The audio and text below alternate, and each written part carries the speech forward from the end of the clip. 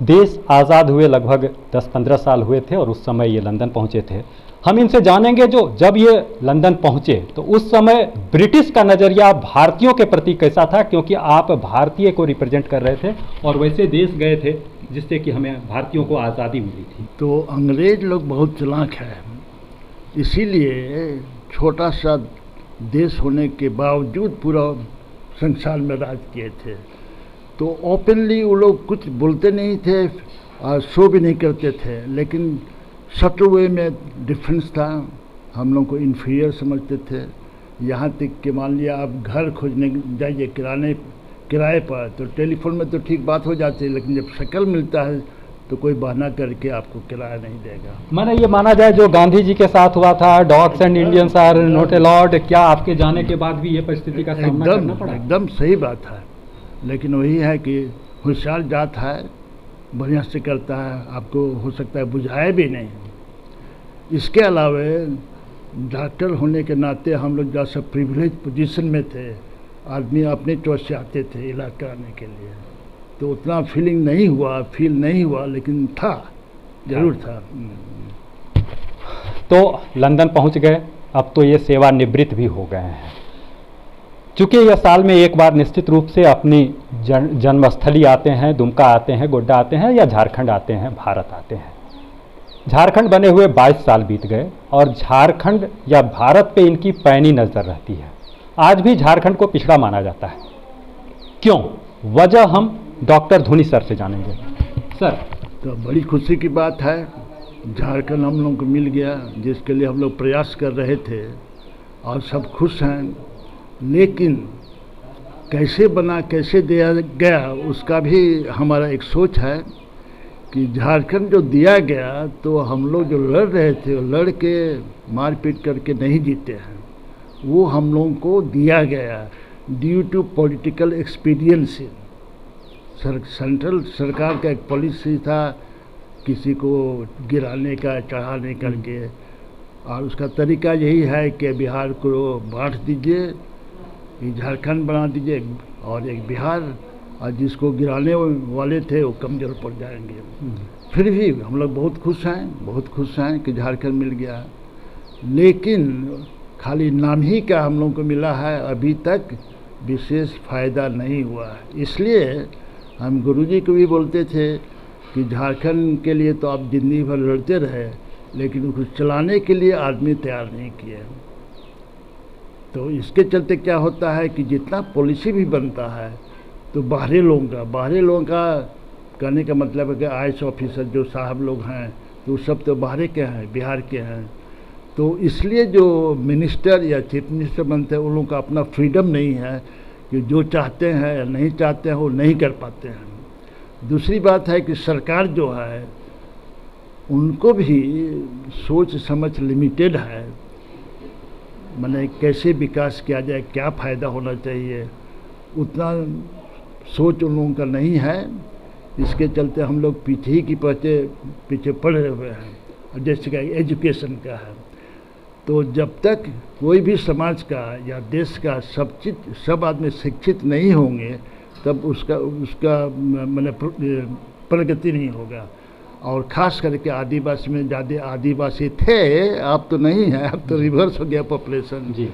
तो आदिवासी के भलाई के लिए सबसे पहले तो है कि सबको कम से कम 10+2 तक पढ़ाइए।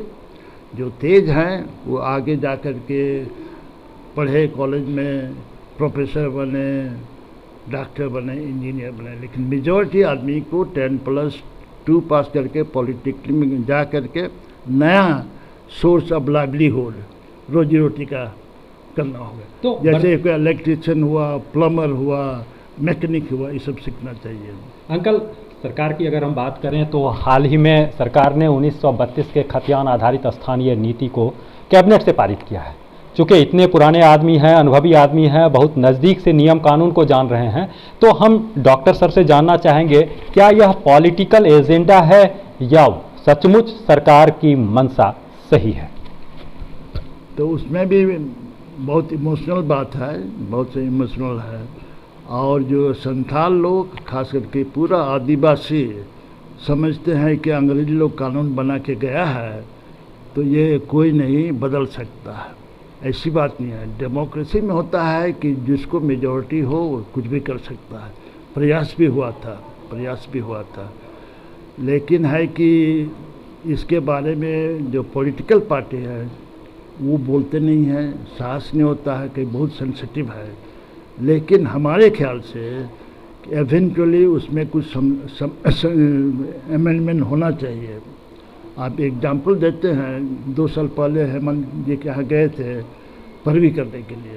अब परवी क्या चीज़ का, एक आदिवासी लड़की थी, अपने बल पर, अपने मेरिट पर उसको मिला हुआ था स्कॉलरशिप लंदन में पढ़ने के लिए, इंग्लैंड में।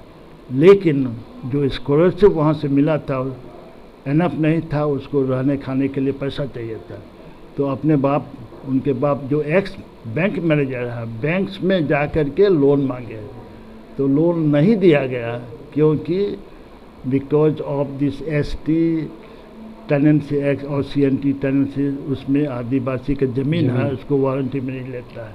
तो यही परवी करने गए थे कि हम जानते हैं ये सब रूल रेगुलेशन में, फिर भी ऐसा कोई उपाय कीजिए जिसमें आदिवासी बच्चों को पढ़ने के लिए कुछ इसमें दिया जाए, ऐसे नियम बनाया जाए जिसको उनको लोन मिल जाए। तो उन्होंने कहा कि हम लोग सोच रहे हैं जी, और लकीली उसके 2 साल बाद स्कॉलरशिप देना शुरू कर दिए। तो डॉक्टर साहब सेवानिवृत्त हो गए हैं, सरकार शिक्षा के लिए क्या प्रयास कर रही है, सरकार कर रही है, उस पर हमारी कोई अभी कमेंट्स नहीं है। लेकिन उम्र के इस पड़ाव पर भी डॉक्टर धोनी सोरेन जिस प्रकार शिक्षा का अलख जगा रहे हैं, कैसे ये शिक्षा का अलख जगा रहे हैं लंदन, अमेरिका से लेकर झारखंड और भारत तक, हम इन्हीं से जानेंगे। अंकल, सबसे पहले तो एक नई चीज़ बताते हैं कि जितने हम लोग बाहर में हैं, संथाल या आदिवासी, सब मिलके हम लोगों ने एक एसोसिएशन बनाया है, और उसका नाम है संथाल इंटरनेशनल एसोसिएशन। वो बेस्ड है टेक्सास में, जो यूनाइटेड स्टेट्स में है। और हम जो बुज़ुर्ग आदमी हैं, हमको लोग चीफ एडवाइज़र बनाए हैं, इसलिए कि एक तो बुज़ुर्ग हुए, डेली जो रूटीन दौड़ धूप का काम नहीं कर पाते हैं, और उसके अलावा तजुर्बा भी है, आते जाते हैं, यहाँ क्या समस्या उसके बारे में बता सकते हैं।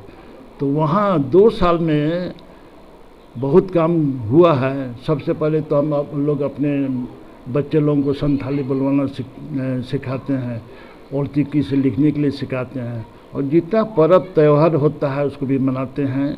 और जो बड़े बड़े आदिवासी, खासकर संथाल में हम लोगों के एंसेस्टर या लीडर्स थे, जैसे सिद्धू कान्हू हुए, बिरसा मुंडा हुए, और अभी हाल में तो ज़्यादा नाम सुनते हैं पंडित रघुनाथ पंडित, जो ऑल लिपि जी हैं, ये सब मनाते हैं। हाँ, और इसके चलते यहाँ के लोग भी जान गए हैं, और ख़ास करके हमारे जो पत्रकार लोग, हमारे दोस्त वेल विशर हैं, ये सब लिखते हैं हमारे बारे में, साथ साथ में जो हम बोलते हैं। इसके चलते जैसे झारखंड गवर्नमेंट को भी पता हो गया है, यहाँ तक कि हेमंत जी अपने ऑफिस में किसी से बुलवा करके हम लोग को कांटेक्ट किए थे। कांटेक्ट करने के बाद हमने बोला कि भाई हम तो हैं ही, लेकिन जो करता धरता वाले अमेरिका में, उनका कांटेक्ट नंबर दिए, और उनसे भी कोरेस्पॉन्डेंस हुआ। तो समाज के विकास के लिए, उत्थान के लिए एकला चलो की राह पर डॉक्टर धोनी सोरेन ने कदम बढ़ाया था, और आज एक अंतर्राष्ट्रीय संगठन तैयार हो गया है। भले ही उसमें अभी सदस्यों की संख्या कम है, लेकिन यह जब दुमका आते हैं तो यहाँ भी शिक्षा का अलख जगाते रहते हैं। इस वर्ष जब ये दुमका आए हैं, भारत आए हैं, तो एक सवाल और इनसे होगा, क्योंकि इसी संथाल समाज की बेटी राष्ट्र की प्रथम नागरिक बनी, राष्ट्रपति के पद पर आसीन हुई। क्या कहेंगे डॉक्टर साहब? सबसे पहले तो उनको बहुत बहुत बधाई देंगे। हम पर्सनली जानते हैं, जब गवर्नर थी उस समय एक दफ़े मुलाकात हुई थी, लेकिन अभी हम प्रयास कर रहे हैं कि उनसे मिले। लेकिन ऐसा सिस्टम बना दिया है कि 3 ईमेल ऑनलाइन अप्लाई किए, उसमें एक का भी जवाब नहीं आया है।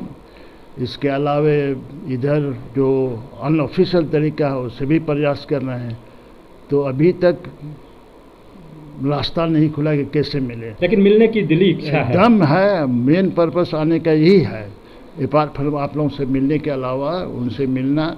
और चिट्ठी वगैरह लिखे हैं लेकिन उसका भी जवाब नहीं आता है। हमको जानकारी है इस सब मामले में कि वो तो शायद नहीं भी पहुंचा होगा, तो इसीलिए पर्सनली जा कर के मिलना चाहते हैं। अभी प्रयास में हैं। उनसे 2-3 बात करना है। एक तो जो हम लोग के आदिवासी का स्थिति है वो पहले भी बात करते थे एजुकेशन के बारे में, जब गवर्नर थी हम मिलते थे, बात करते थे। तो ये सब का जानकारी, सब चीज़ की जानकारी है हमको। ये कि नहीं कि वहाँ क्या कर लेंगे नहीं है, उसका तो नियम कानून है, कॉन्स्टिट्यूशनल पोजीशन है, क्या कर सकते हैं उसके बारे में लोग बोलते हैं, लेकिन बिना जाने हुए। हम उनको पर्सनली जानते हैं, कई दफ़े मिले हैं, और हमने एक आर्टिकल भी लिखा है इसके बारे में जो मैगजीन में निकला हुआ है। मेरा ख्याल है विद इन कॉन्स्टिट्यूशन जो है वो कुछ काम करेगी। सबसे पहले तो है शिक्षा के बारे में, शिक्षा के बहुत सपोर्टर हैं, चाहते हैं कि शिक्षा हर एक आदिवासी को शिक्षा मिले, आगे बढ़े। और साथ साथ में हर एक आदमी के ह्यूमन राइट जो होता है, हर एक इंडियन का, कोई भी जात का है, उसको अनदेखी नहीं करेंगे। कुछ इस तरह का होगा तो अपना जो उनका ओपिनियन है प्रकट करेंगे। और ख़ास करके आदिवासी एरिया में जो नियम कानून है,